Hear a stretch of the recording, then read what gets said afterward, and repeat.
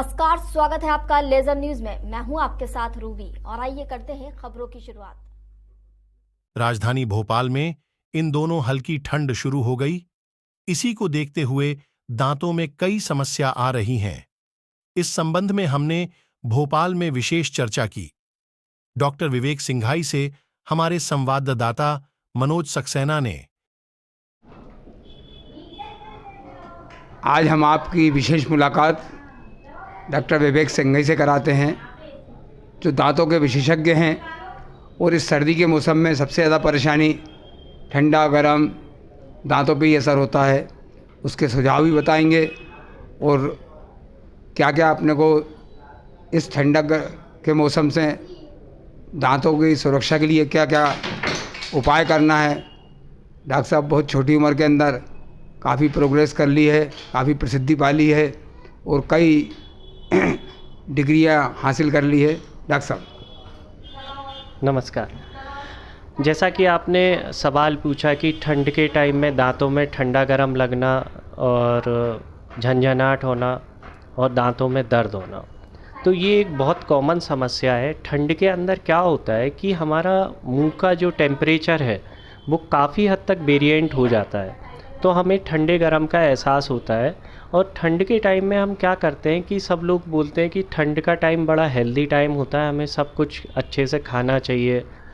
तो जनरली क्या होता है कि जैसे एक उदाहरण के तौर पे अगर आप गुड़ की चिक्की खाते हैं और गुड़ की चिक्की खाने के बाद आपने तुरंत चाय वगैरह पी ली या कॉफ़ी या काढ़ा जो भी पिया, तो बेसिकली होता क्या है कि दांतों के बीच में जैसे गुड़ फंस गया, तो आपने उसका ध्यान नहीं दिया और ऊपर से आप चाय वगैरह पी गए तो वो उसके ऊपर ही मेल्ट हो जाता है। तो जो टूथ के बीच का जो स्पेस होता है उसमें सेंसिटिविटी आ जाती है, जिसे हम आम भाषा में ठंडे गरम की बीमारी बोलते हैं। अगर इस टाइप की कोई भी चीज़ रहती है तो आप नज़दीकी डेंटिस्ट को दिखाएं। और दूसरा और सबसे फ़ायदेमंद एक इलाज मैं बताता हूँ कि कभी भी अगर ऐसा लगता है कि ठंडा गरम लग रहा है या मुंह में से बदबू आ रही है, अक्सर ठंड के टाइम पे होता है, तो आप आधा कप या आधा गिलास कुनकुने पानी करके उसमें नमक डालें और उसके कुल्ला करें, तो काफ़ी हद तक ये आपकी समस्या ख़त्म हो जाती है। धन्यवाद। डॉक्टर साहब, ये 40 साल की उम्र के बाद दांतों में ज़्यादा परेशानी पड़ती है, तो उसमें क्या परहेज करना चाहिए, क्या उपाय है, कुछ बताइए। जैसे बेसिकली क्या होता है कि एक उम्र के बाद दांतों में दिक्कतें आने लगती हैं। उसका बेसिक कारण क्या होता है कि आपको जब जो तकलीफ़ आई वो 40 साल में आई, उसके पहले तो आपने कभी डेंटिस्ट को दिखाया ही नहीं।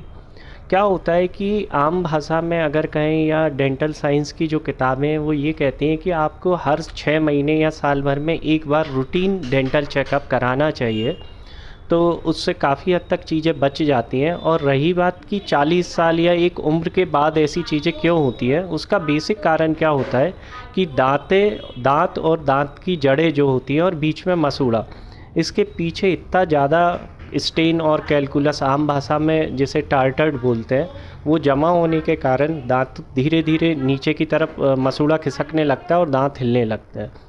तो उसके लिए आपको बेसिकली घर पे तो बहुत ज़्यादा कोई उपचार नहीं हो सकता, एक बार आपको डेंटिस्ट को दिखाना ज़रूर पड़ेगा।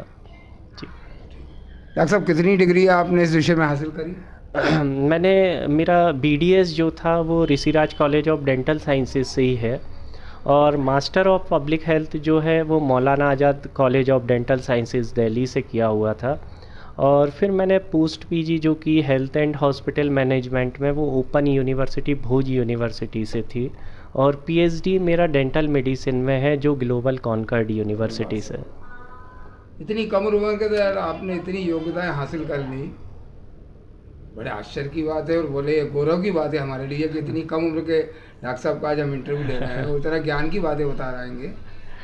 बेसिकली क्या होता है कि अगर मैं ऐसा सोचूं कि मेरा टारगेटेड फिक्स था कि मुझे PG पब्लिक हेल्थ में ही करना है, पोस्ट PG मुझे हेल्थ एंड हॉस्पिटल मैनेजमेंट में ही करना है, ये मेरा एम प्रीवियस सेट था, तो मुझे भटकाव नहीं हुआ कि मैं ये भी कर लूँ वो भी कर लूँ, ऐसा मैंने कभी सोचा नहीं था।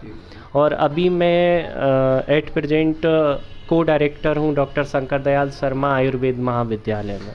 अच्छा, वहाँ पे आप डायरेक्टर हैं? को डायरेक्टर हूँ।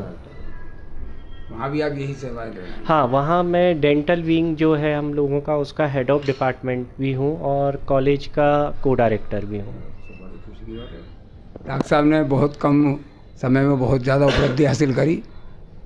धन्यवाद डॉक्टर साहब। कैमरा पर्सन सुधीर गुप्ता के साथ मैं Manoj Saxena, ledger news channel Bhopal.